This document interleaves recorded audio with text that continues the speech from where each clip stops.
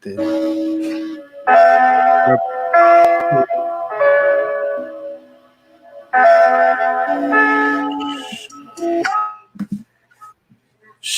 so Asma, could we you would have to mute your YouTube or your Facebook wherever you're watching. There's gonna be feedback. How do I So if you're watching this somewhere, you would have to mute it wherever you're watching it.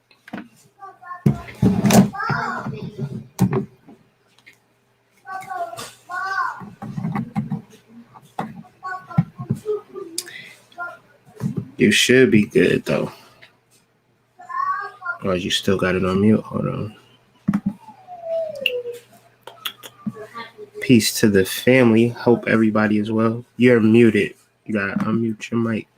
I can't unmute you. Can't unmute your guests. They have to mute. You have to mute yourself. Unmute yourself. That little mic.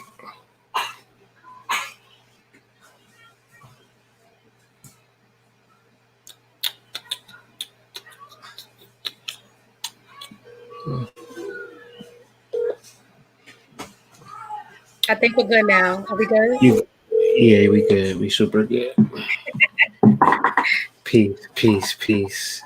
So, it's Mercury retrograde, so like that probably won't be the last time some stuff might not work out in our favor technologically. But we waiting for everybody to get on here. Probably the perfect person needed to get on here to hear this message, so they here now, so we can move forward. So, peace to the family. It's the Hood Mystic representing www.hoodmystic.com. Y'all know a lot about me, but today we are not here for me. Can you pronounce your name perfectly and right? Because I don't want to mess nothing up. Asmaa'a. Asmaa'a. I was gonna say it. Let me get it perfect. I want it perfectly. Asmaa'a. Asmaa'a. Did I say it good? Uh-huh. You said it perfect. that's because that's what I'm aiming for. You know, I caught a real strong vibration from this sister. Let's say probably a month and a half, 2 months ago. She was referencing her book, and I'm like, whenever this book comes out, my platform is your platform. I just want to hear about it, and so what we're going to do is really have a conversation. Hopefully, y'all is going to be like me with your pen and your paper, and y'all here to take notes. Y'all are here to learn, because as we deal with this cosmic shift, we can't be in the realms, especially the divine masculine, of talking. And y'all know me, I'm the one, like I'm doing now. But it's also a time for us to shut the fuck up and just really listen to what the goddess has to say. So we got a lot to get to, and I got a lot of questions, and I'm not leaving anything to chance. But I want to first have the family get a feel from like who you are, where you from, and where are you at now. You Asmaa'a, like just give us kind of like a background, and then we'll get into the book Veggie Gasm. And before we get into the questions, let me just say, if you want to get the book 10% off right now, the links are in the description right now. So do yourself a favor, please. Veggie Gasm, a cookbook, and I want to talk all about the book. But first, can we get a background? You know what I'm saying? Of what got you to this point. So, I'm from the Bronx, New York. Grew up in New York City for the most part. I've lived in North Carolina. I've lived in Virginia, and I currently live upstate New York by the mountains. I had to go into nature. I am a school teacher. I recently left my job because I don't 100% agree with the school system, and I wanted to kind of just do my own thing. I also am a medicine woman. I am a singer, music artist. I do a lot. I wear a lot of different hats. Mm-hmm. Mm-hmm. And the way I kind of got into writing a cookbook was my plant-based journey. I had to heal myself from being sick. Mm-hmm. And it's funny because when I was in my mother's womb, I wouldn't let her in any meat other than fish. Mm. So even in the womb, you was making decisions. Right. Exactly. And getting sick at a young age, really caused me to have to make a shift in my diet and eventually get into herbalism and learning what sits right with my system, understanding my blood type and what works with my blood type and what doesn't. And then, so funny story. Mm-hmm. when I first decided to become vegan, Mm-hmm. I went to a Queen of Four event in Harlem, Mm-hmm. and these sisters were so beautiful, and it was so much knowledge, and the brothers were knowledgeable, and I was like, I want to be like that. I'm gonna be a vegan. Mm-hmm. Mm-hmm. So I decided to go on a vegan journey, but did not do a lot of research. I was Mm-hmm. literally doing the same thing over and over and over, and the body hates that. Right. So I ended up, I was staying in the projects at the time, at a family member's house, and I smoked chicken wings every day, and I ended up falling off 6 months after with chicken wings. But I Mm-hmm. was actually trying to heal myself from sickness, and I remember going to the doctors and them saying, "We don't know what you're doing." 2 weeks into being plant-based, we don't know what Ashe. you're doing, but all your levels went back to normal. Ashe. Remember that? So I was like, "Huh? 2 weeks?" Mm-hmm. Mm-hmm. I fell off with fried chicken wings, being in the hood. Mm-hmm. Mm-hmm. Of I was course. so discouraged. But then I decided to do it again around 2015, I believe. I always mix up whether it's 2015 or 2016. But I Mm-hmm. know it's October 12th during the new moon. Mm-hmm. I just decided, you're going to do it again, and you're going to learn how to cook everything that you like that wasn't vegan, vegan style. Mm-hmm. And so I did my first vegan Thanksgiving, and a lot of my family members had so many jokes. Right. I'm one of 6 siblings. Right. There's 7 of us all together. I have a little brother that I never met, but there's 7 of us all together. And it was like, what are you eating? What kind of bird food? You don't want this mac and cheese, Mm-hmm. And I was so strong with it. I was like, nope, I don't want none of that. So, Mm-hmm. Mm-hmm. so I remember just going into that, and it was an amazing journey. It's been an amazing journey ever since. Right. Difference even in my body, not just in my health. Right. Just feeling physically lighter than I Right. did when I ate meat. When I ate meat, there was times and I've had times where I've had back and had to re-cleanse and get back on. And during those times, I would have murderous dreams, which was very weird. I would have muscle spasms and all kind of things. And I was like, what's with this? A lot of vegans won't say this, but this is something that I say.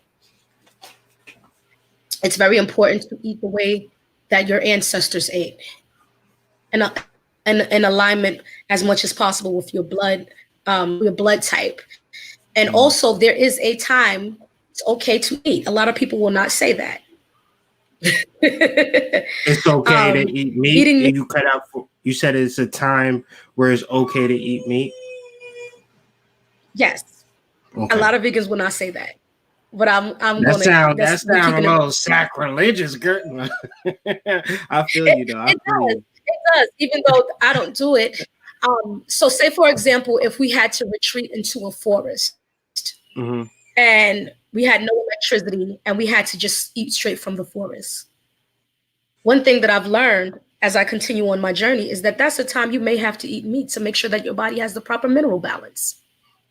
Everything in life is balanced.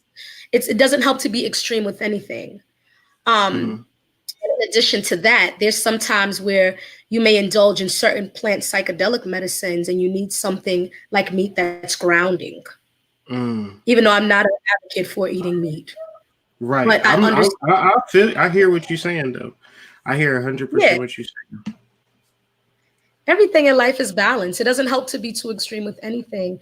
And eating meat somewhere like Peru, where they don't do all the processing in a small town and they have the animals fresh, is very different than eating meat here. And that is probably why veganism is such a major thing for us, because if you eating from Kroger or Stop and Shop and things of that nature, then it's a wrap for you. So you might as well eat vegan. But say, for instance, if we had healthy meat, then we probably would have a more balanced diet. But yeah, that's right on. Exactly. Like I've even been in Honduras or Peru or Mexico, and when you go to their supermarkets or you go to their Walmarts, if they have Walmart, the meat is like, it'll be a pig and it'll be sliced wide open on a table with nothing covering it, and it doesn't smell like our meat. And I'm just like, wow. You know what I mean? It's very interesting. It's a little crazy in these USA, you know, the whole situation is kind of crazy. Yeah, it's very crazy. We're here in Babylon trying to survive. Having a high raw fruit and raw vegetable intake is extremely, extremely, extremely important to get the proper minerals, because we're overfed and undernourished, as people say. Mm-hmm. You'll have a lot of children who are very picky eaters. I work with children. I was working with children for many years. And a lot of times that's just mineral imbalance. The babies don't know. You know what I mean? And the parents often don't know. Your baby may be lacking iron or certain minerals, and that's why they constantly are craving certain things, constantly craving salty foods, sugary foods. The body is trying to get something. I have a relative, when he was a baby, he used to take the dirtiest car he's seen and take his hand and swipe it and then go, ah! And we was like, ah! But then it dawned on me one day, I said, wait a minute, he's iron deficient. That's why he's dirt. Damn. And the blood, it needs those minerals and metals and things of that nature. Mm-hmm. And if we don't have it in our diet, then we are deficient in ways that we probably can't even fully imagine. That's eating dirt. That is powerful. And the food affects your mental functioning, your emotional functioning. That's where I'm at right now, because that's where I was listening to you and I'm like, it's more than the physical, though. It's how we thinking and communicating and building and understanding each other. Mm-hmm. If I'm eating meat, I'm going to be too tired for this whole conversation. You know, that red meat and things of that nature. It's dinner time, I might as well just watch a TV program and just call it a night, but that mental process is, I love that aspect of veganism. But go ahead. I'm sorry to interrupt. No, it's fine. We share, we cycling back and forth. It's cool. It's a convo, I feel that. I do. But definitely with the foods. I'll tell you, I used to work in children's services. I used to foster care, mental health, all kind of stuff. And I remember I had this one client who had a history of all kind of mental illness. And she had adopted a plant-based diet. This is before I was plant-based. And her mental health professional, therapist and psychiatrist was saying she wasn't presenting with psychotic symptoms anymore. And I thought that was so interesting. And I started looking up extreme side effects of gluten. For whatever reason, I ended up looking up gluten, and it was saying psychotic symptoms are an extreme side effect of gluten. So a lot of people are being misdiagnosed. Whoa. Wait a second. That just it hit me like it took a minute to register throughout my whole body. Wait a second. Where'd you read this? That was years ago. I don't even remember where I read it, but it's definitely look up, Yes. And so it's a side effect of gluten allergy, psychotic symptoms. Man, and can you enlighten the family on how much food use gluten? Like how prevalent is gluten in the average person's diet? Because America will slip all kind of things under different names inside of the food, even something as beaver anal glands to help the flavor of the food. Secretions from beaver anal glands. And I've heard that before, and that was one of them things that went in one ear and out the other, probably because I was eating something right now, and I just didn't want to really sit that. I want to believe what I just heard. But yeah, go ahead, sis. But gluten, so many things. And see, the thing is, even the wheat plant has been contaminated, because we've always been told that the wheat plant is better than white bread and different things like that, which to an extent is true, but they contaminated and tampered with the DNA of the wheat plant, so it doesn't grow as long and as tall as it used to. A lot of things have been genetically modified.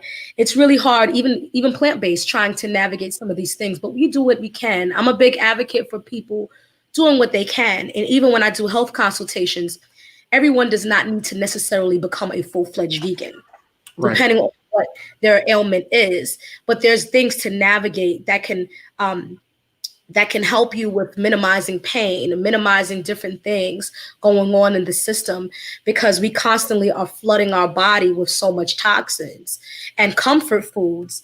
And these comfort foods have so much chemicals in it, the red 40, the yellow number 5. It's so many things that's affecting our brain chemistry, that's affecting, causing ADHD, causing all kinds of ailments to the body. Man, it's so like I'm just looking at the world right now and I'm just like, it's everywhere.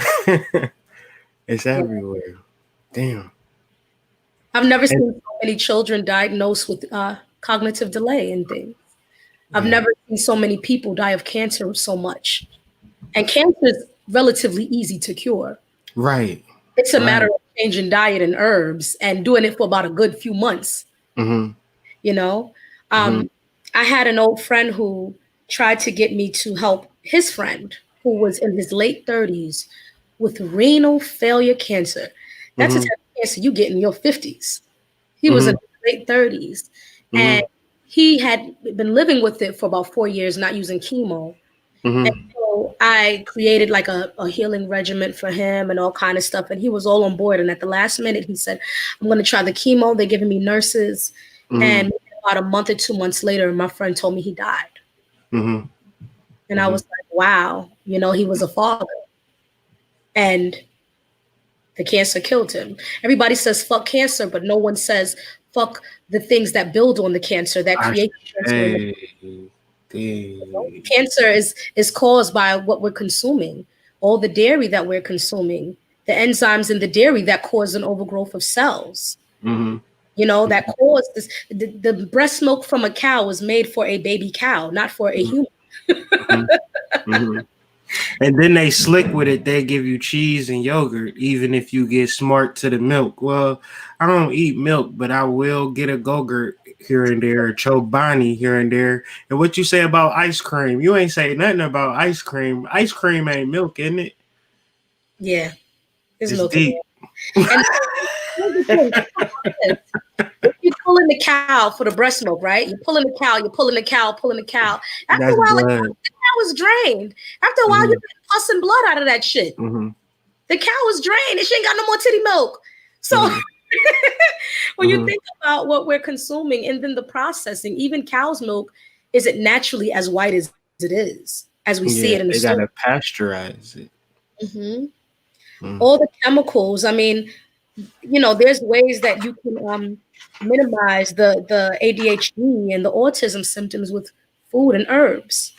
Oh, but you can also onset it though, sis. Absolutely, especially them dirty vaccinations. Oh my goodness gracious. Goodness gracious.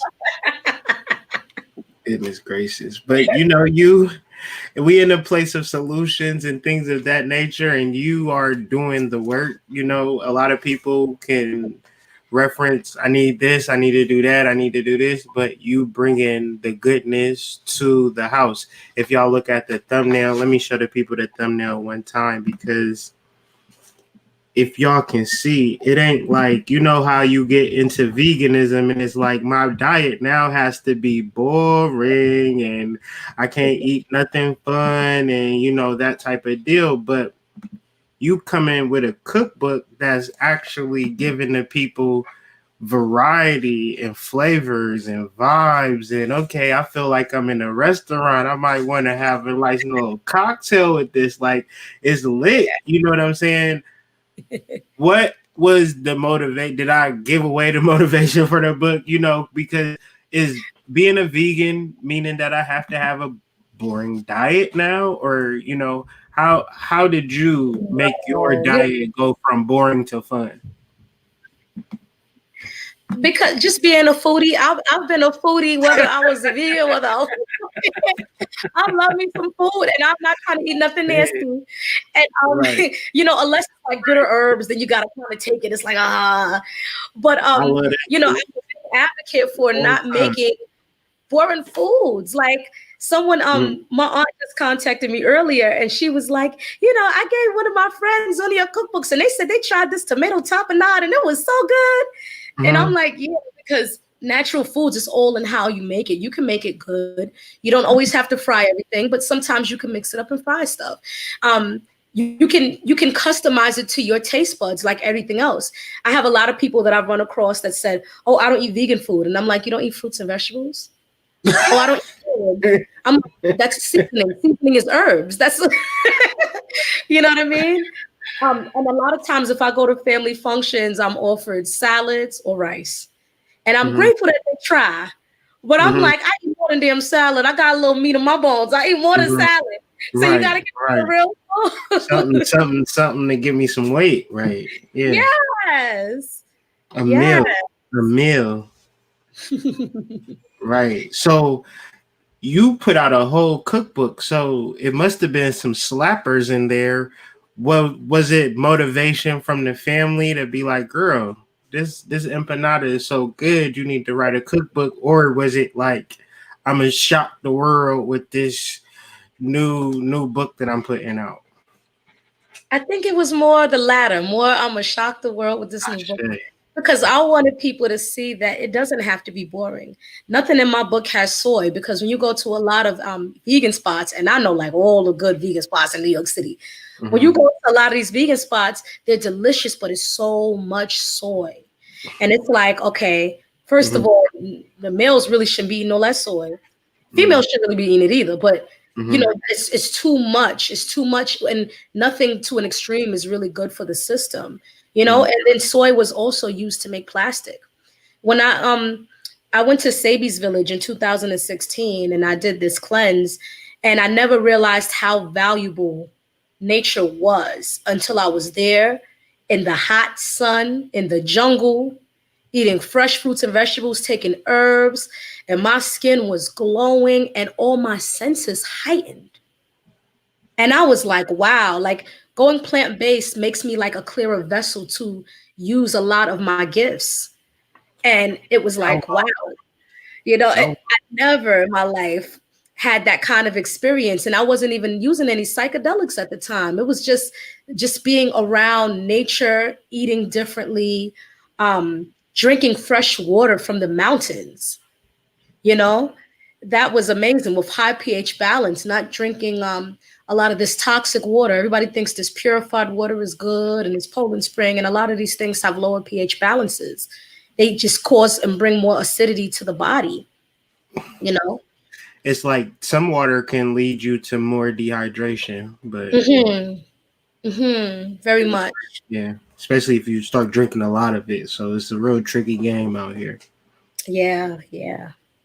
And so speaking of pH, because this is the second time and I'm not going to let this pass. First, I was going to ask you about the alkaline body, and you already referenced Dr. Sabi. So we already here now. I'm about to just, can I take my shoes off? I'm just about to, tell us the importance of the alkaline body, and, you don't necessarily have to get into the experience unless you want to, a retreat to where you aligning your body with Mother Nature. And, what is that like for the family?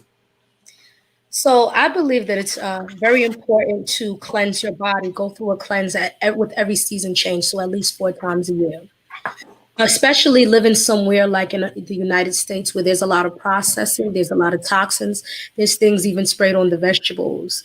And all of these things that should not really be in the system cause acidity. It causes acidity to the body. It causes an imbalance. And when your body is in an acidic state, you're more likely to get sick. You're more likely to have constipation and all kind of other health challenges because your body's off.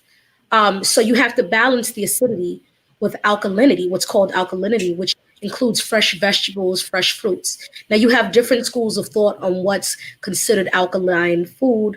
You have the Dr. Sabi school of thought, which I highly, highly respect, which you consume specific fruits, specific vegetables, specific grains. You have the Dr. Africa school of thought, which I highly respect. The Queen of Four school of thought, which I highly respect. All of them have been influences in my book. And even though my book isn't an alkaline book, I introduce a lot of alkaline grains and foods that people may not always be aware of, that you can find at a store or you can order online. to make some of the recipes. But the alkalinity helps to stabilize the body. So if you're eating or consuming constant sodas, constant fried foods, these things are very acidic if you're overdoing it in the body. And you might wonder why you have acid reflux or why you're having all of these other digestive challenges. And so what may help with that is even something as a higher pH balanced water, increasing the fresh raw vegetable intake, increasing the fresh fruit intake. Prime example, I have a friend who used to have migraines really bad. And one day I had bought her this water that's naturally alkaline from Rite Aid and gave it to her. And she said, girl, that took the edge off my headache. Just water. It was just water. Water is so much more important. Look at that. Go ahead. Can't play out here. It's 2020. It's not. You can. It's mandatory. It's mandatory. My whole day. And I'm into numerology as well, so I can even touch a little bit on 2020 and that vibration. Let's get it. So when you think of 2020, you think of when you go to the eye doctor, they want you to have 2020 vision. Right. I feel like this year is a year of revelation. A lot of things are being unveiled off of people's eyes, and people are starting to see things for what they are and not for what we want them to be, what we thought they were. And in that 2020 vibration, 2020 equals 40. But if you eliminate the zeros, it can also be seen as a 22. 22 is a master number, which is a higher vibration of 4. Mm-hmm. And 4 deals with things such as health. This is a year where a lot of people are having health challenges. 22 deals with technology. This is a year where everyone's having to learn how to master technology. Even me, I had to learn. Everybody. Yeah. And I was always so scared of technology, but I need to get more into it. Yeah. Mm-hmm. But it's the information age. There's so much information. There's so many schools of thoughts. So there's so many things people can look up now and find what works for you. You don't have to listen to everything I say, like the Bible, like it's 100% truth, for yourself, but find what works for you. There's so many schools of thought. There's so much information out here to educate yourself. And this is a time where people are having to educate themselves. A lot of weird and unusual situations are coming up, like this whole COVID shit. This is very, very weird for everybody. Got to walk outside with a damn mask everywhere, which drives me bananas because I'm like, I need fresh air. I'm like, it's not natural to breathe out carbon dioxide and breathe it back in. It's just, the shit is just weird. But, we're not trees. We're humans. They're making us into a damn tree. We're humans. We're supposed to breathe. What I mean? And breathe back in the oxygen. And then we're breathing in carbon dioxide and wondering why we're lightheaded, But it's a very interesting year. Mm-hmm. Numerologically, there's going to be more and more things being revealed this year. But I love the movement that people are having back to their health, back to just learning new things, things that will help us in the future, help the future generations. Yeah. I mean, because we didn't get this information. I mean, you can't say we, but for the most part, it's like I didn't know much about this information. And I did know vegans and vegetarians, but they were like hella weird. Like I was going to look at a vegan like, you weirdo, and let me get a hamburger, McDonald's double cheeseburger, and call it a day. But this awakening and revelatory experience since 2017 is like, if I was going to be serious about my life, I would have to change my diet in a way that I wasn't going to be tired. Because generally, you can eat to exhaustion and you don't necessarily have to. You can literally eat to live. But this whole year is about really changing our lives for the better. And you putting up this book in a host of many different things that you're doing that we'll get a chance to talk about. But I really just want to talk about the process of creating a cookbook. Was it a difficult process? Like, was it a hard process? Can anybody do it? Or was you like a special goddess that just has supernatural I mean, you know, just a unbeknowing power to create this cookbook, or could, you know, somebody like me, somebody like my wife create content like this? It's been a combination. Okay. It has been hard. I've been working on the book for about 2 years. Mm-hmm. And I constantly, throughout the time, battled with self-doubt, like a lot of people do. Mm-hmm. Like, is this going to be good enough? Is my cookbook good? Well, it's going to be garbage. Is it going to be good? Mm-hmm. And I put so much work into it. I also use some of the plant psychedelic medicines Mm-hmm. that helped me to finish the book. I finished the typing the book, I think, as soon as I came back from Peru, or in Peru. I'm trying to remember. Mm-hmm. I think as soon as I came back from Peru, or maybe in Peru, I was just in like type mode, like because I was on San Pedro medicine, and I was like, Mm-hmm. you know, Mm-hmm. just spiritual downloads from the ancestors. And in addition, I had to revamp stuff, change stuff. I'm like, no, I don't want that. No, I'm going to add that. No, I'm going to add this. And I had to just go through okay, believe in yourself, because this is part of your purpose. Mm-hmm. You know what I mean? You have to put this out there. You have all of these talents, and you're holding yourself back in your own way. And I think a lot of people can relate to that, because we all hold ourselves back from things that we're supposed to be doing, our purposes in life, you know. And some of us have extravagant big purposes, but we're not in a community or an environment that fosters that gift. You have a lot of people in the ghettos that are geniuses. You have a lot of people with those amazing beings who are highly spiritual. Is you a pastor? Do you got your minister license, girl? You about to you trying to summon the spirit. I'm just trying to figure out what you on right now. Sis, Yeah. go ahead. Keep cooking. And then I cook like an old black grandma where I don't measure food.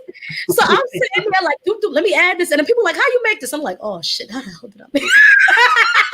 So then I had to be like, let me get a paper and start writing every little thing down. That was so annoying. But I was like, I need that to create a book so that I can give guidance, so that if a person doesn't know the very basics of cooking, I can outline it and detail it as much as possible. You know what I mean? And they can enjoy the experience. I put a lot of healing herbs sometimes in my food. I may put some dandelion root. You don't even know what's in there.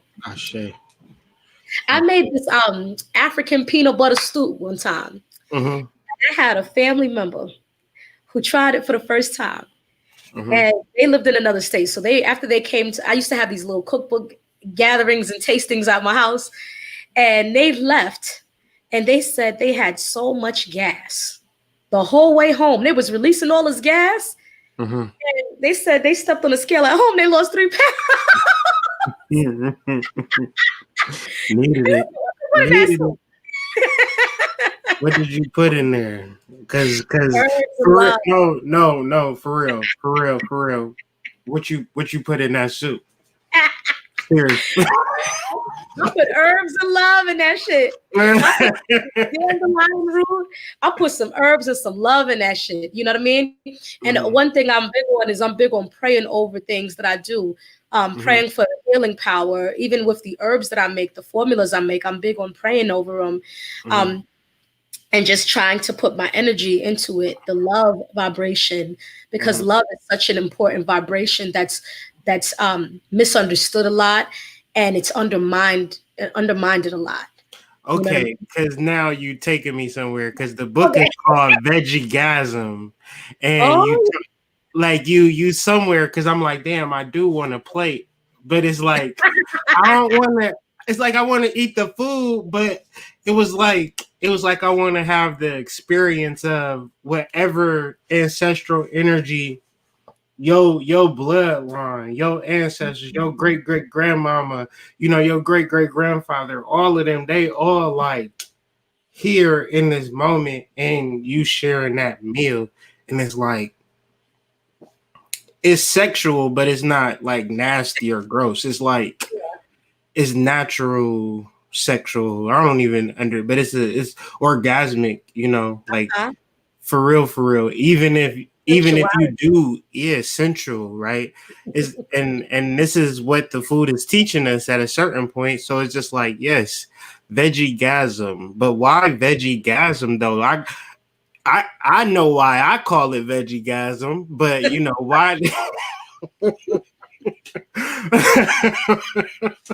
Why did you call it Veggie Um, so it's modeled, of course, after orgasm, Mm-hmm. which is a physiological explosion and response at the height of passion, Mm-hmm. at the height of sex. Mm-hmm. But it's not sexual, like you said. Mm-hmm. I want people to have not quite an orgasmic experience, but some type of physiological bodily response to eating delicious foods that are plant based, that are healing for the body. You know what I mean? So that's why I called it Veggie Gasms. And then listening to Outkast album, Mm-hmm. Big Boy's verse, drip, drip, drop, here it goes the orgasm. Now you coming out the side of your face, we tapping right into your memory bank. So I was like, oh, Veggie Gasm! Mm-hmm. Mm-hmm. Mm-hmm. So that's kind of how that, just being a hip hop lover too. I I mean, I see. can't with this new age shit. I don't know what they be talking about. But the older stuff. I'm from the Bronx, so hip hop is very much a part of the roots and the love, and you know. It's like, and then you referencing like the Dungeon Family, and I'm thinking like it's spirit food, but then it's like no, this is soul food, but it's like there Mhm. is soul food, but it ain't that. It's like after we do this work, you know what I'm saying? Before we conscious, we think that like soul food or soul music is this monotonous sexual energy. But doing this actual conscious spiritual development, our whole being and understanding down to the way that we cook begins to be a more natural expression of that Mhm. which is the soul.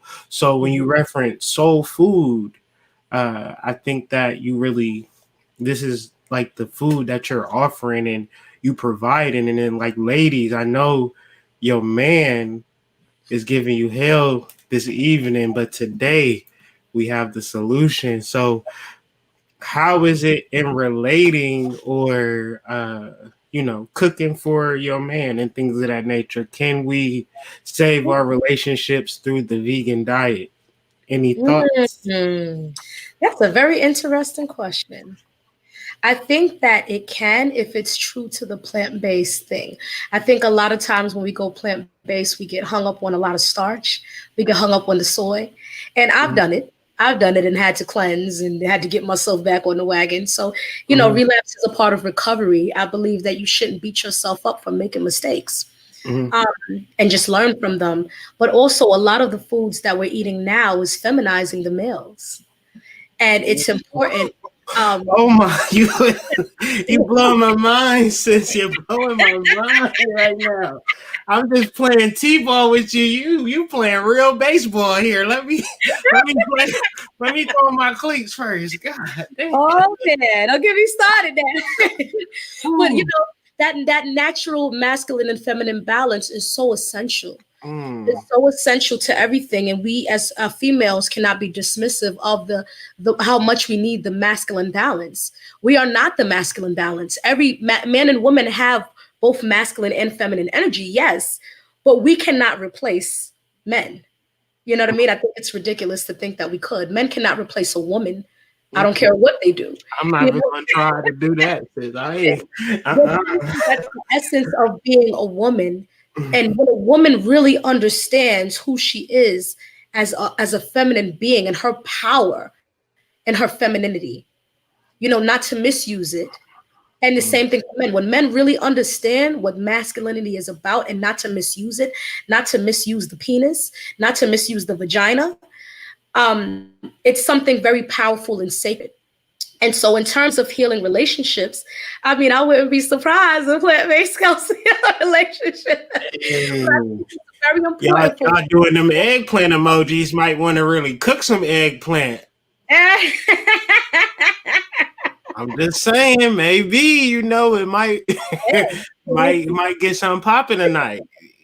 Look. Man, and I mean, I'm single right now, so hopefully that person that is out there for me at some point. But I think it's very important for women to cook in their households. We're the first people that cook for our entire family. the baby gets nourishment and food from you first. You breastfeed. Mm-hmm. You know what I mean? I don't think cooking is something that should be looked upon as it's an ancient. I think people get carried away with the feminine. Yeah, Mm-hmm. it's ridiculous because there's a place for masculinity and femininity, and I'll tell you how much so when you look at a lot of, and this is not to slight any homosexual. I love everybody for whoever they are. That's a fact. I operate on a spiritual level, not on a physical or any of that stuff. Right. But one thing I will say is that a lot of homosexual relationships have a masculine and feminine partner. That's a fact. So it comes back to that masculine feminine balance in some form or another. So we need both. You know what I mean? The men have to, in my opinion, become more respectful of the woman and take the ego out of it. I see a lot of brothers that come from these schools of thoughts that don't really teach the respect of the woman, such as the Nation of Islam. I love the Nation of Islam and all the great things they've done for the community. However, I find that a lot of brothers that come from that mind frame and that perspective, and I was someone who was brought up in that, have an issue with respecting women, and it becomes an ego thing where the men and women in our community are against each other. Also, some of the people that come from Dr. York's school of thought, much respect to Dr. York, you know what I mean? But that's just a common challenge that I tend to see with these males. And it doesn't help. And a lot of the females, we have a misconception about what being a woman is. And a lot of us come from different types of traumas like I did. You know what I mean? Very angry. And when a woman is angry all the time, that's a cry for help. And I think if men understood that's a cry for help, they would be more compassionate with us. You know what I mean? It would be more compassionate. Like, you know what? Not, oh, that fucking bitch. Be more compassionate with us. It's you know what? Easy. It's real easy to be like that too, sis. I'm not even going to lie to you. But what you said is really you. We need to be reminded of that though too. Because it's a cry for help. Because a lot of times, as a woman, we get frustrated because we're like, y'all supposed to be our protectors. Y'all ain't protecting us. You know what I mean? And it's like, oh, she's such a bitch. When you see women like that, but it's not that's someone's mother, that's someone's sister, that's someone's aunt. Every woman and every man has value to them and has divinity to them. It's just finding that divinity and understanding that, not even understanding that, understanding that shit. Yes. And that's just the next level for us. That's the next level for us as a people to finally say, I need you. Not to say you need me, but no, I need to pull the seat up and listen to what you have to offer.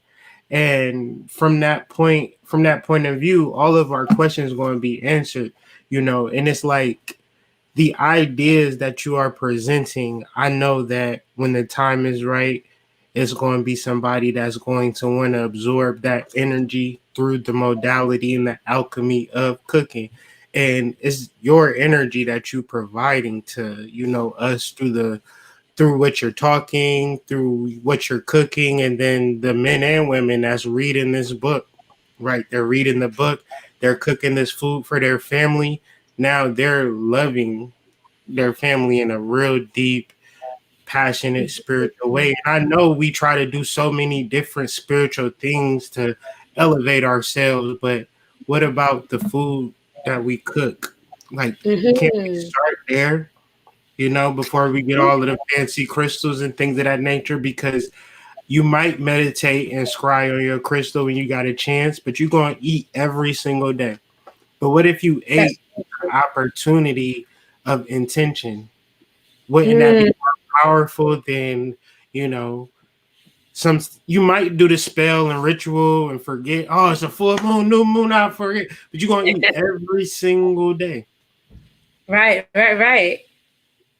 Or consume something, So it's a very powerful gift that you offer into the family. And I think that it's probably one of the most spiritual modalities that we could offer. We might have I got an astrology book, an occult book, or this book, and that book, but what are we eating? It's very powerful. You know what I'm saying? So I think that is like one of the greatest gifts. And we had talked about this earlier, but I want to ask it again because there's probably new people on the live. But a vegan diet versus meat diet, mentally, spiritually, physically, emotionally, and we've been touching on it throughout this conversation. But in your experience, from your point of view, what's the difference, sis? And I'm gonna just listen.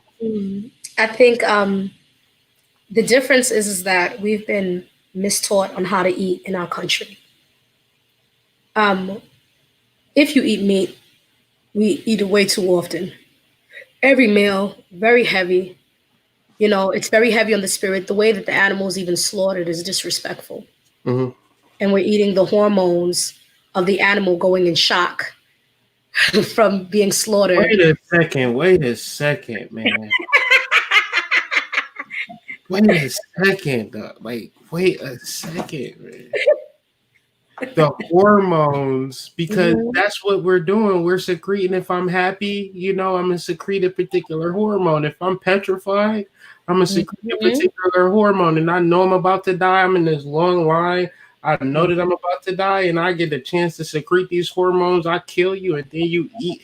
That's the seasoning right there. Y'all love so much. I'm sorry. I just had to. No, that's cool. That's cool. We're the way the animals are even slaughtered here usually are very disrespectful to Mother Nature and to creation, and we're eating the hormones of the animal in a scared state, and then we're scared, or the animal being in an angry mood, and then we're angry all the time. You know what I mean? And that's a spiritual process, even with the food. It's not like we're eating food in countries that don't do all the processing, such as Peru, such as maybe parts of Honduras and different things like that. And so, in regards to food, my experience is that I've physically felt lighter, had more clarity of mind going plant-based versus when I did eat meat, when I would have muscle spasms, when I would have chest pain, when I would have murderous dreams, because I'm remembering, I'm seeing almost through the animal's eyes on what they've experienced.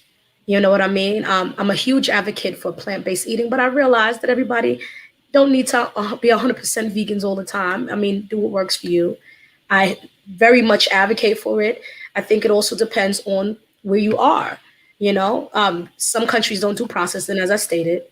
So it may not be as detrimental. Some people may not eat meat every single meal, very heavy things. We're eating meats that are bigger than our heart. And that combined with the acidity in our air, the acidity in the water, the acidity from the rest of the food. I want to touch a little bit on this soul food stuff that we've been sold. I really hate. I have my own theory on soul food. I may or may not be right. This is my theory on it.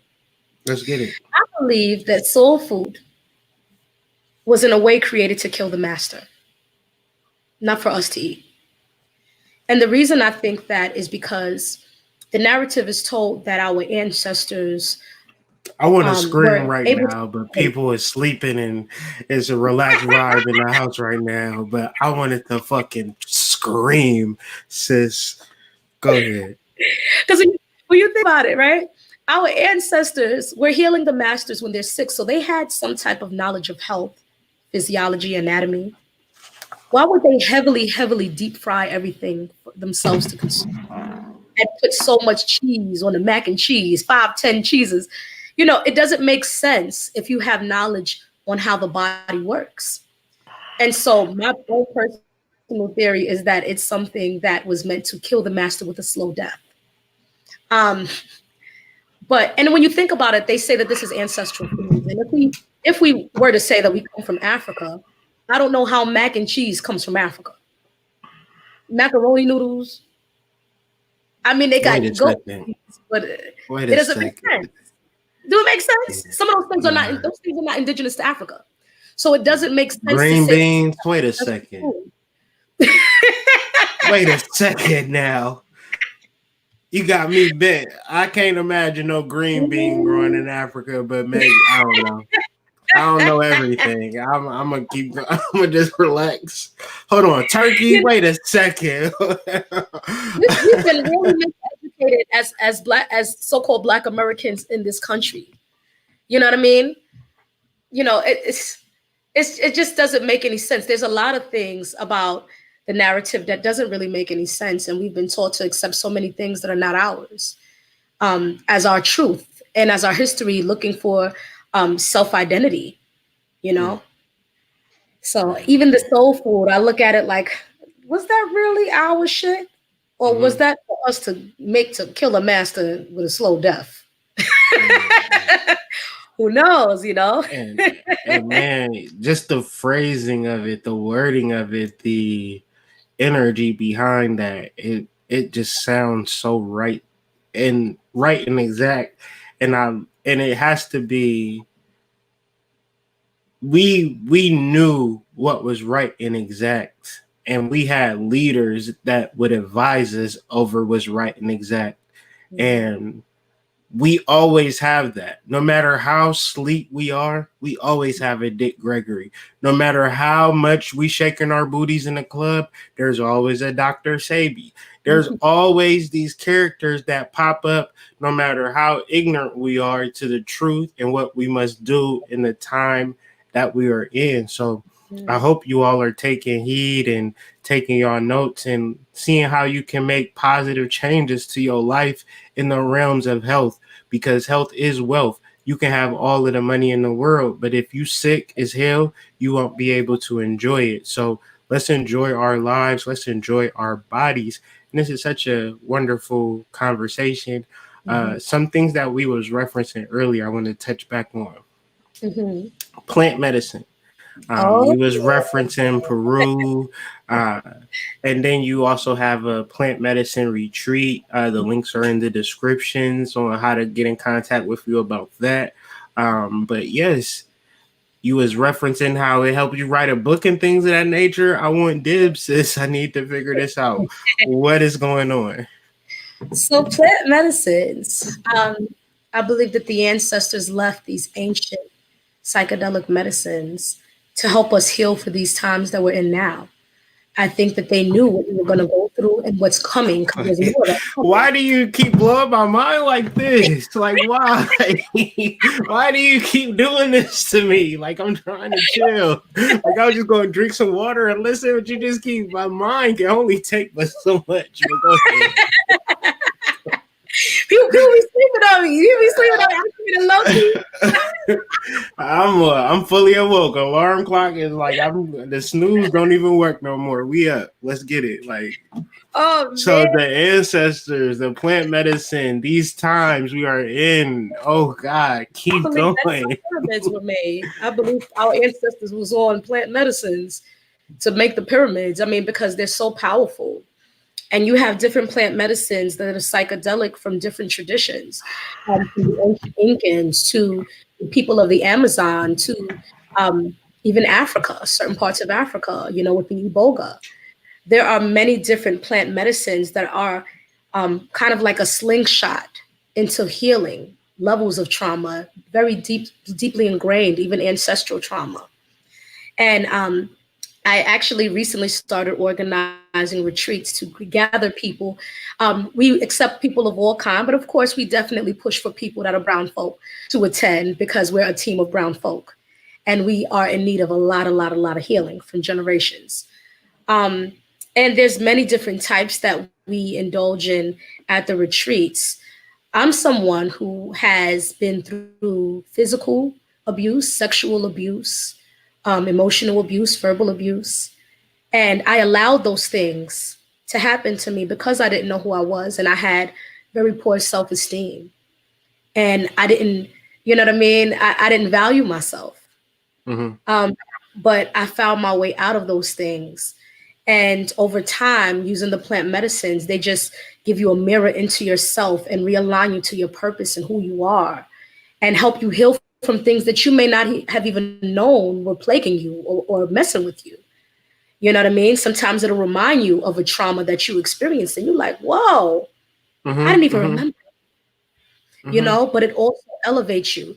See, a lot of people are quick to use drugs, especially in our community, but not psychedelic plants and Wait a ceremony. second, sis. Wait a second. Wait a second. You I'm about to say it different.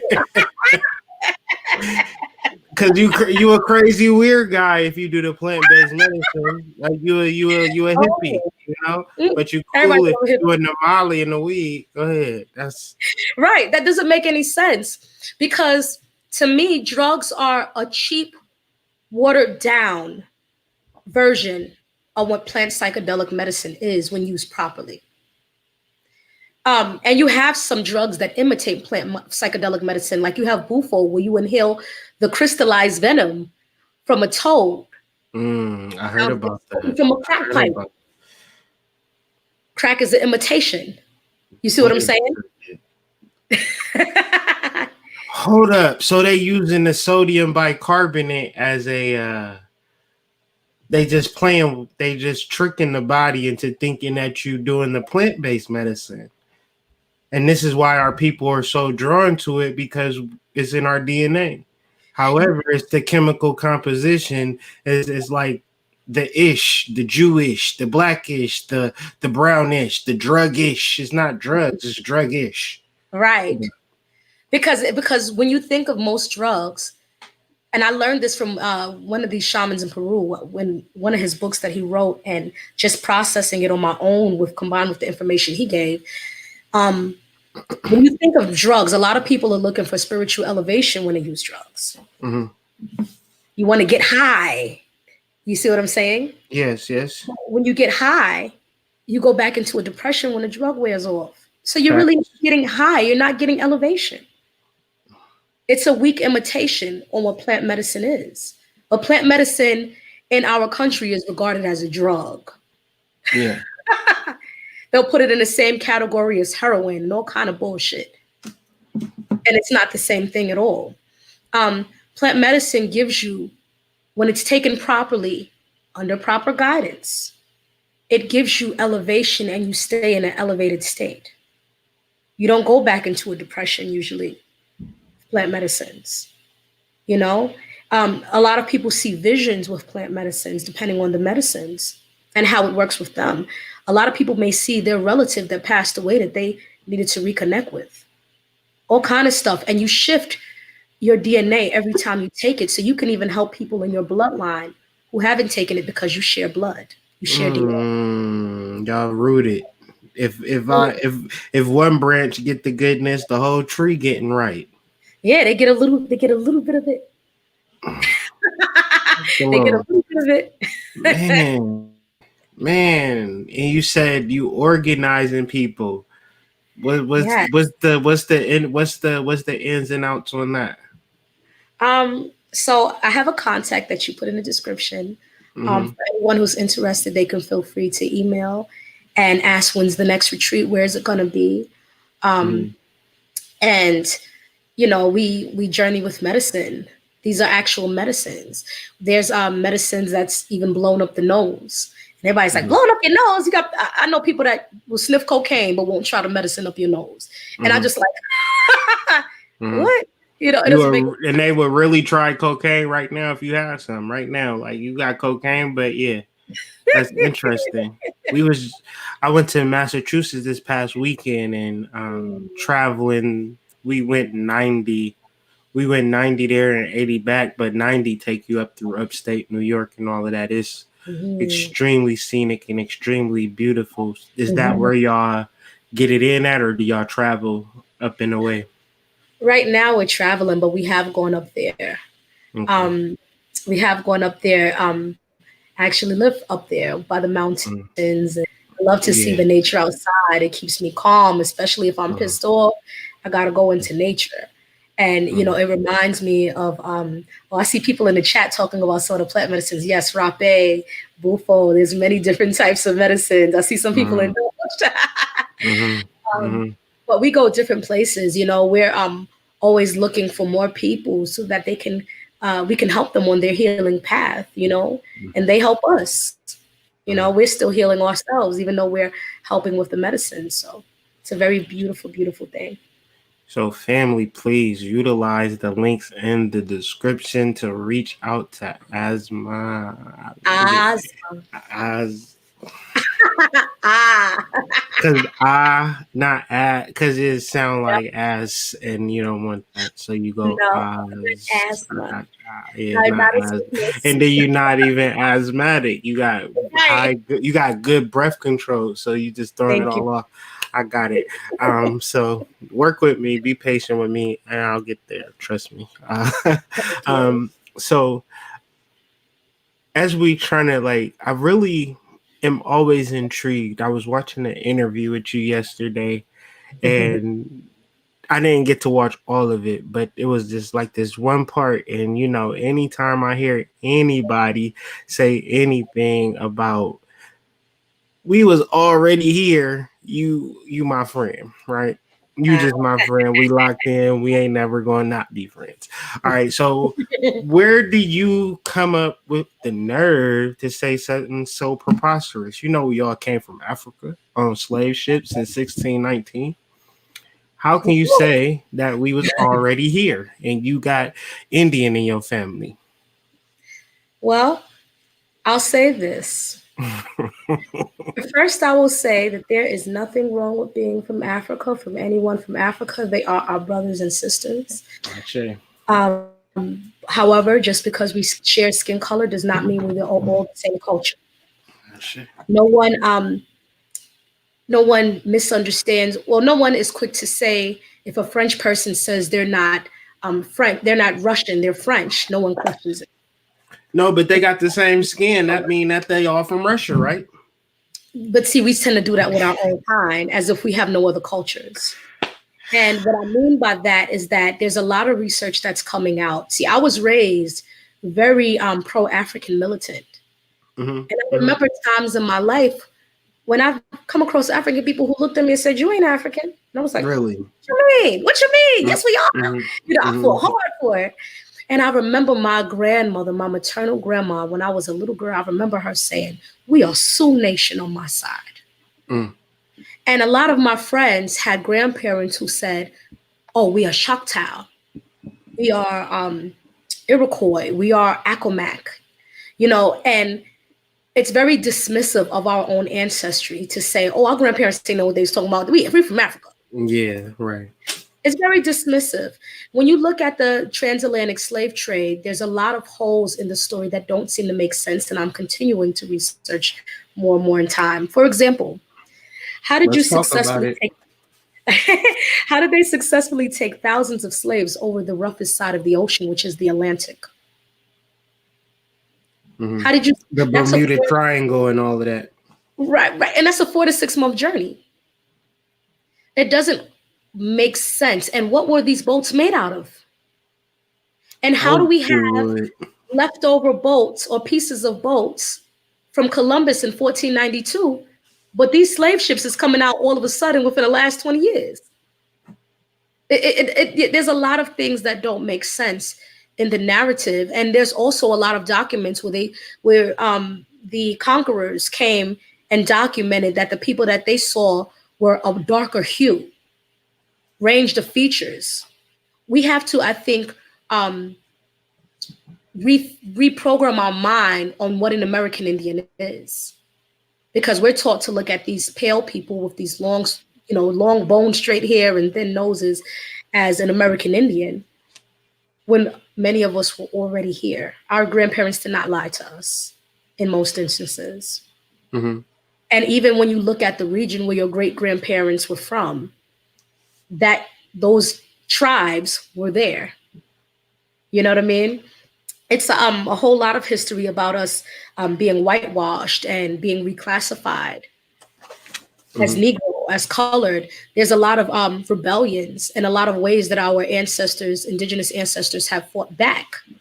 But we don't hear about that. You got people, we ain't our ancestors. We ain't just gonna sit there and take that. Our ancestors was tougher than us. Shut the fuck up. Yeah, Like our ancestors was warriors. we there are things that they went through that we be crying about. Yeah. You know what I mean? So it's like it's so disrespectful. Mm-hmm. It's so dismissive. Mm-hmm. You know what I mean? One thing that's been very interesting is me indulging in plant medicines. After a certain amount of time, I started finding myself speaking this language that sounded like hey yeah yeah hey yeah, and I'm like, what am I saying? I'm speaking my ancestral language. You know what I mean? Even the most recent retreat, I went deep, and because I've been working on healing my generational lines, and the presence of my grandmother came around with her ancestors, and they were like, "You are Sioux Nation child, and you come from a lineage of warriors and healers. You better tell your family that." And I'm like, "Oh, okay, okay, Grandma." You know what I mean? That came to me in a dream. I was Googling all types of things, and I'm like, it must be something that I am then, because ain't nobody had to tell me this. But, that's the thing. When you open yourself up to that, you get those truths. But and see, when most so-called Black Americans do their genealogy, you can't find one relative back from Africa. wait a second. It's interesting. You get all the way to the slave schedules, but the slave schedules ain't got no names on it. So how do you know if that's your ancestor? How do you know that wasn't fabricated to an extent? See, one thing about and all white people aren't bad, but you have those bad ones that we all encountered. One thing about the European who has that kind of mindset, they love to exaggerate their own history. They love to make themselves the most powerful. You know what I mean? Oh, we conquered all these people and these warrior cultures and we killed all. But when you think about how they were in the Dark Ages, they didn't have a lot of knowledge on a lot of things. They were very backwards and uncivilized.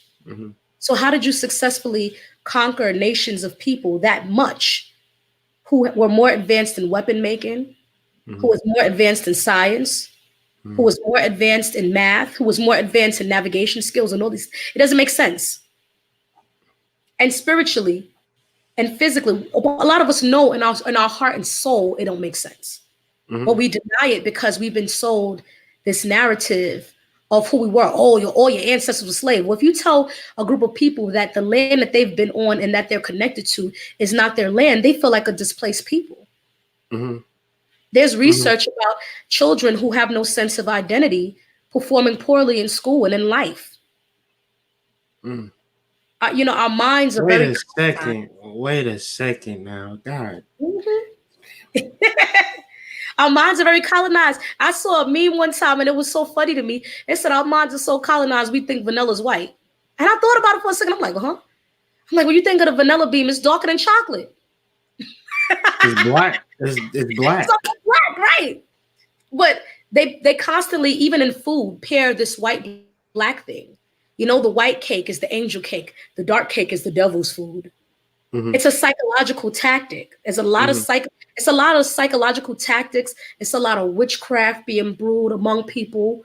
And a lot of the metaphysics science that our ancestors were into is being used against us and casted on us. And we're all confused and we're afraid to contact our own ancestors. I remember when I met Dr. Patricia Newton. Let me tell you, Dr. Patricia Newton said something. And it stuck with me. He said, when you see these streets and things named after these famous white folk, she said, that's them conjuring up their ancestors. And we're afraid to conjure up ours. I said, it dawned on me when she said that. I was like, wow.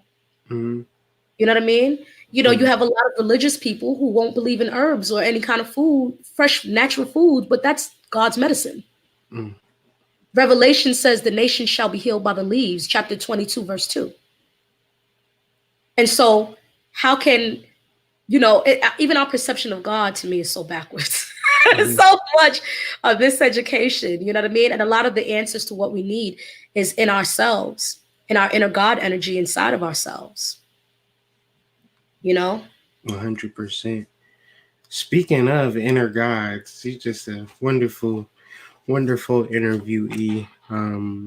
You have a tagline on Facebook, Pachamama, and I'm like, what is? It's a whole it's a moon goddess, it's a Pachamama, and it's got me all kind of interested in knowing what's going on. Can we talk about it? Do they want us to talk about it? I'm just interested. Who is Pachamama? And what is that name or nature mean to you, if you don't mind? I don't mind. On Awesome. Facebook, my name is Hija de Pachamama. I think it's Moon Goddess. I keep changing my name over the years. But Hija de Pachamama in Spanish Mhm, means daughter of Pachamama. Pachamama is the spirit of Mother Nature. It's mhm, another name for the spirit of Mother Nature. I feel like as women, we are very closely tied to Mother Nature, and I think that's where the woman's intuition comes from. Um, we just know things and we feel things, and there's things that you'll experience that you'll feel and know, but you don't find solid, hard evidence or proof as we're taught in the West to look for. We don't believe our own selves. We're taught to look for truths outside in instead of inside out. And my name just basically means daughter of Mother Nature because I learned to love nature. Or I learned that I'm a daughter of it. And I believe that Pachamama has many daughters and sons, many people that are just naturally connected. We all connected to the earth, we're all connected to nature, but there's some people who just are like in awe by it and just drawn to it. You know what I mean? Even children. I have some friends where their baby daughter will be outside and she'll just pick up certain herbs and eat it. And be like, I'm like, it's good. She'd be like, yummy. mhm, mhm, you know, she's one of the mhm, children probably of Pachamama. She's mhm. a daughter of Mother Nature. She's just drawn to it, you know. Yeah, That's what I. I think my son just did something wild like that, and it's making more sense as we're having this conversation. And I just really thank you for sharing that with us, because within us are these ancestral godlike energies that on the Mm, outside looking in is interesting, but as you change your life and you change other people's lives, it's not that funny now. Is really impactful. So anything that I can do to help you in any way, I'm more than honored. Um, I just want to let people know about the book, let people know how they can keep up with you, on this journey that you're on.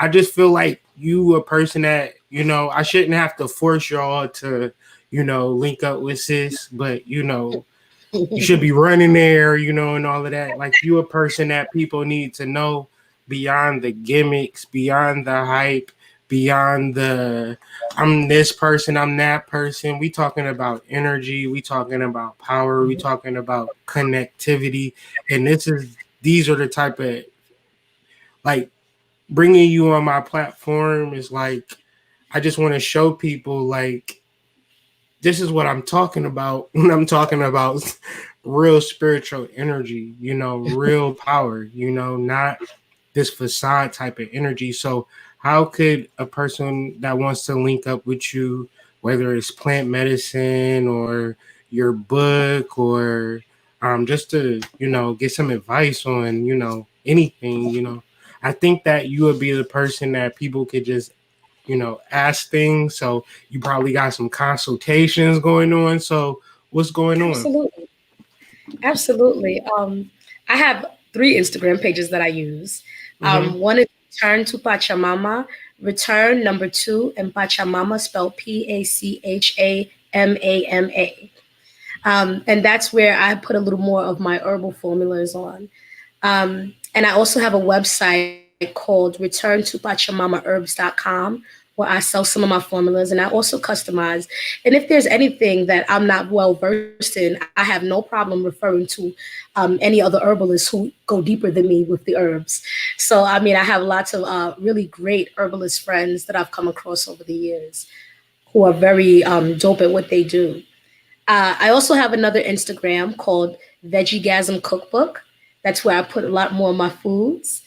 And I have my regular Instagram where I just kind of be myself and pop shit. And that's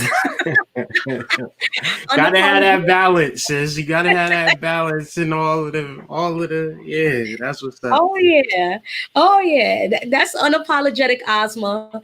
Asma being spelled A as in apple, S as in Sam, M as in Mary, A. That's the vibration of my birth name that my mother gave me. My mother, That's such wonderful a being. powerful name, though. Like that's Thank like you. that's just a whole nother level. Go ahead. All my siblings got powerful names. Yeah. My mother and father were very big on making names up and Oh. finding names with strong vibrations because they went through different phases in their spirituality where they started out Christian and then they went through some of the nation stuff and they went through Islam and then they went through Pan-Africanism and Buddhism and all this other stuff. So a lot of and the 5%ers, so some siblings have these 5% names. It's so interesting. That, Um, yeah. Your parents, yeah. they next on the interview list. Oh It's man. powerful And people. Man.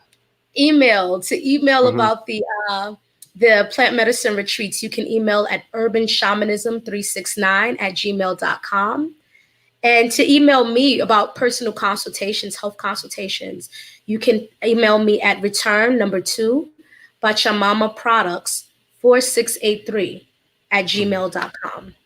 And all of these links will be in the description. If they're not there now, they will be. I'm gonna listen to this again and add everything that needs to be added. And uh, such a wonderful share. And this can't be the last time that we actually do this because this was so, marvelous. And I'm just happy that people got wind of your book that may have not known that this book was coming out. And hopefully that they'll share this video, like this video, subscribe to the channel.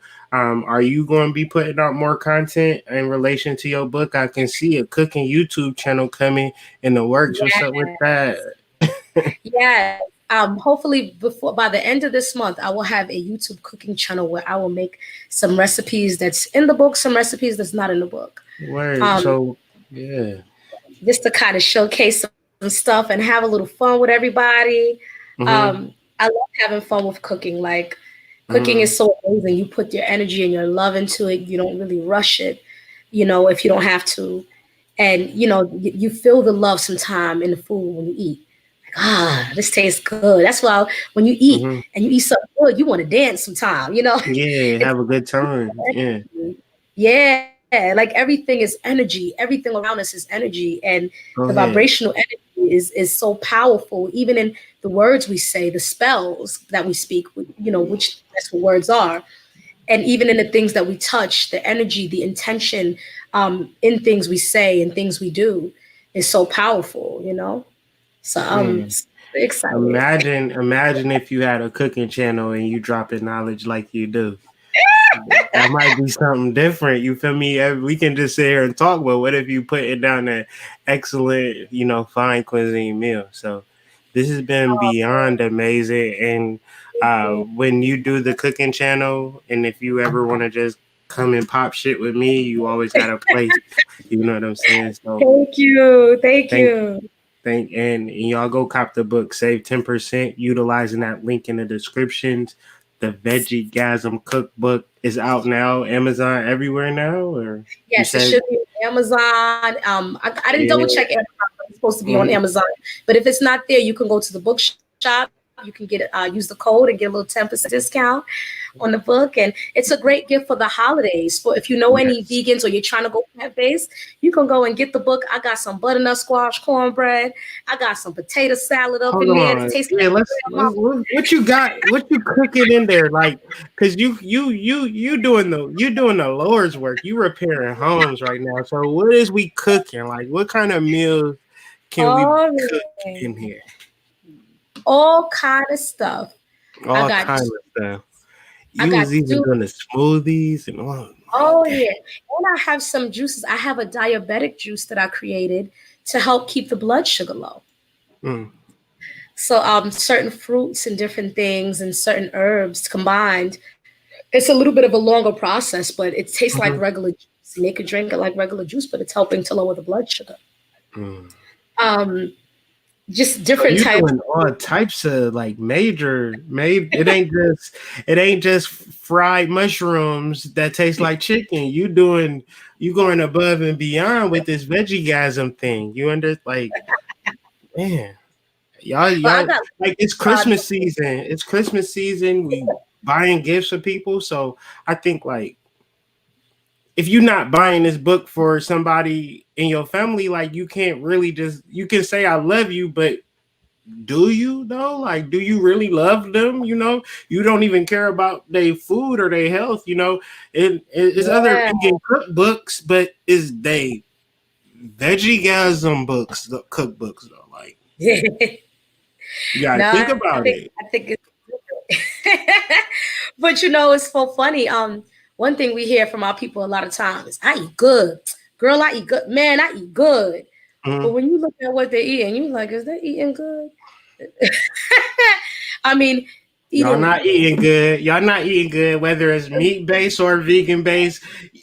Y'all missing some things because a couple of y'all done cook me dinner, and I know it don't be hitting like it's supposed to now. Come on, it's time to get a cookbook and a vegan cookbook. You understand? Because we don't know how to do this yet, sis. We don't know how to do this yet. We still we need. gonna learn. That's We need. we We gonna need learn the guidance. journey. Let me tell you, one of my teachers once said to me, there's no history without revolution. Mm, I thought about it and I said, that's so true. You have to go through the journey of not of being off track to get on track a lot of mm, times.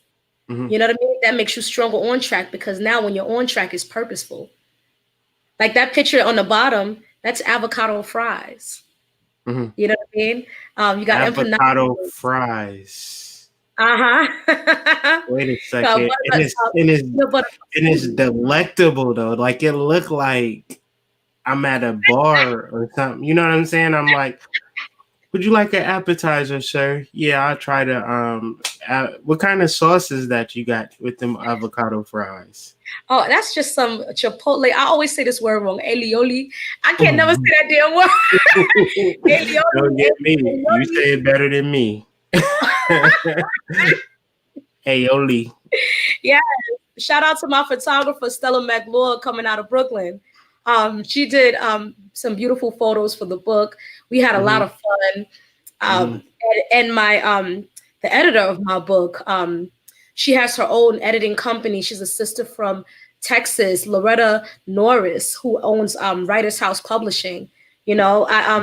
I did all of this really on my own, not knowing what I was doing at first. And I learned through the process, and they helped me along the way. And that's the thing. Sometimes we don't know how we're going to get to a goal, but with the spiritual guidance, you just do it. When your spirit tells you to just do something, just do that shit.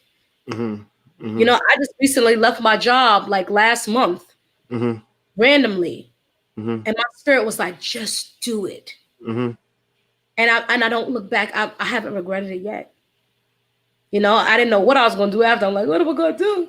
But sometimes that's your higher self coming through, telling you, look, we got you. The universe got you.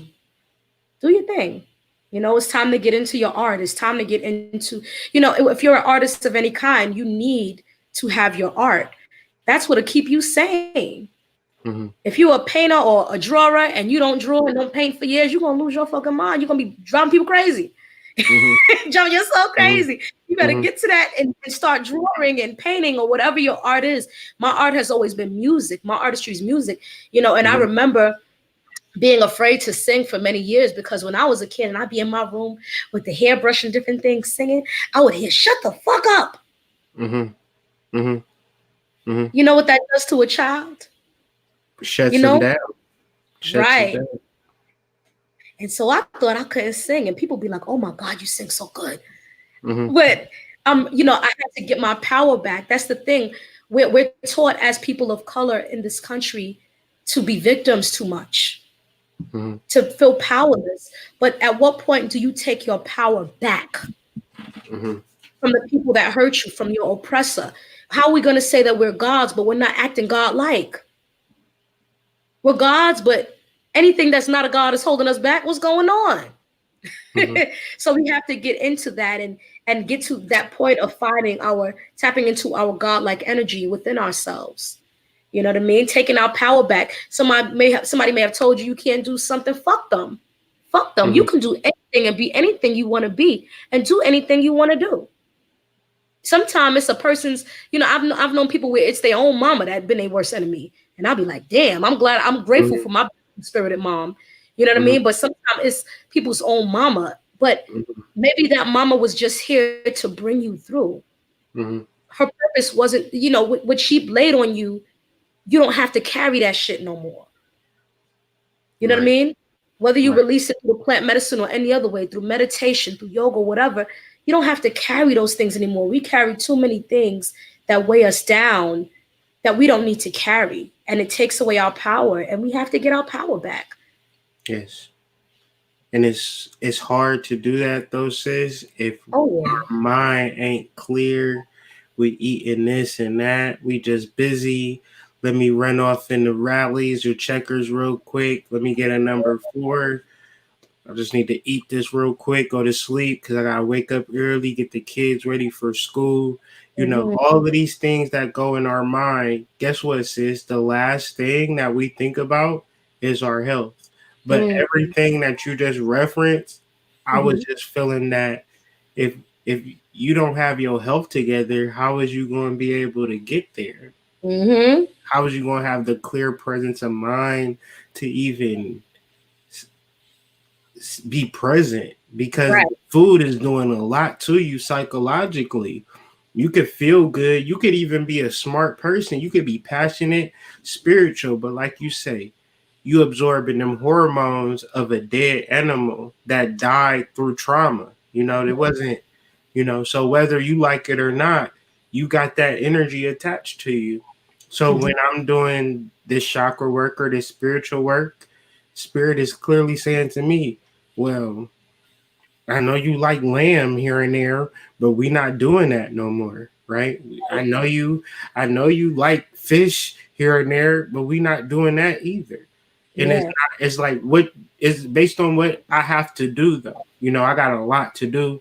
So the meat could very well slow me down. You know what I'm saying? So it gets to a point that if we're ready, say that you're ready, and don't say it through your mouth. Say it through, well, your mouth, but what you ingested, right? That's how you Mhm. really really know you're ready. That's And where revolution starts inside of you.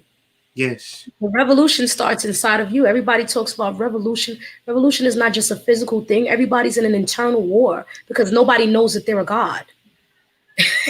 Everybody's in an internal war. And in terms of the food, if you have that kind of situation, customize the food where you eat if you are going to get the fast food. I Mhm. had a relative recently tell me, I'm constantly going back and forth, and they keep eating all this fast food, and they like Wendy's. So I said, okay, instead of getting a chicken Mhm. sandwich, get you an apple chicken salad. Right. Right. You know what I mean? It's not the best thing in the world, but it's way better than ingesting a chicken sandwich. You know what I mean? Get it without cheese. And they tried it, and they was like, "Yo, this tastes mad good." I'm like, "But Mhm. you're getting more vegetables in your system. Your body's thanking you for that." Mhm. We're in Babylon, so there's so much we could fucking do. But you do the best that you can with 100. what you have access to, or sometimes leave your community. Those 100. fancy, so-called white supermarkets, they take EBT. And you ain't never lied. You ain't never lied. Shoot, Whole Foods take EBT. And they be having the deals and sales. Might save more money going to the Whole Food, Trader Joe's than you would maybe the Kroger's or Stop and Shop if you shop right. And you learned that from your ancestors too. Because your ancestors was hella good with money balance in their checkbook, paid their bills on time, paid for a whole house, car, couple cars, and now look at us. We talking about we can't afford to even eat right. What happened between our great grandmothers and us? You know what I'm saying? You can't afford to eat, but them is some expensive ass Jordans you got on, but vegan food is so expensive. Y'all be sounding real crazy sometimes, but Literally transfer food. You don't even gotta be organic. If you can't get organic, you get some fresh ones from the damn farmers market, the fruit stand. Just clean yeah, it good at home, and, yeah, and food. make food that's healing for the soul. That's the real Man, soul food. Like I that's the say. real soul food. That's the real soul food. Sis, it's been more than a pleasure. Gotta have you back on. I'm gonna be on the lookout for the cooking channel. And I will be sharing those videos. Like, I'm really excited about the cooking channel. Really excited for all of the content that you got coming that you don't even know about. But when we connected to this tree, we get to see everything for everybody because it's all for us. We are in this thing together, and I can't express my gratitude and for the shares and the post live for people who are gonna pick this up, months from now, years from now, listening to this share that we had, is going to change lives. And what a better way to spend a Thursday um, than speaking to you. So anything that you would like to say before we get off this call? I just want to thank my ancestors, my spirit guides. I want to thank um, all the elements that make it possible to even have food: the earth, air, water, fire, the ethers. I just want to thank everyone listening, everyone who took the time to listen. You know what I mean? Everyone who takes their time to buy the book. Thank you for that. And thank you for listening to me with an open mind and an open heart. Um, I'm just very, very grateful. And I appreciate all the love. And may this love vibration help us defeat these negative entities and beings and energies that are trying to tear our children down and children, child trafficking and all this crazy shit that's going on, and this Mm-hmm. wicked COVID-19, whatever the fuck thing they made in the lab. You know what I mean? I know that may sound Mm-hmm. like kind of a ghetto prayer, but Mm-hmm. Mm-hmm. you know, like the We Christians need say, it sometime. We need it no sometime. problem. Ain't nothing wrong with it. I mean, it's real, and I don't think the creator judges me for that, But Mm-mm. I'm just very grateful to everyone and everything that exists around me. I'm very grateful for my ancestors that constantly push me, and my higher self that constantly push me when I'm in doubt. So I'm thankful, very grateful. Or everything I've been through in life led up to Yes. this moment. Yes. I'm Yes. so And grateful. yeah, we're going to continue to push this thing and grow into something that the ancestors could only imagine. So, Veggie Gasm, the cookbook by Asmaa'a. You got it. Link is in the description, ladies and gentlemen. Y'all, please check that out. And I'm gonna run this outro video. Asma, I'll talk to you a little later. Y'all have a great night, and we signing off. Y'all, peace. Peace.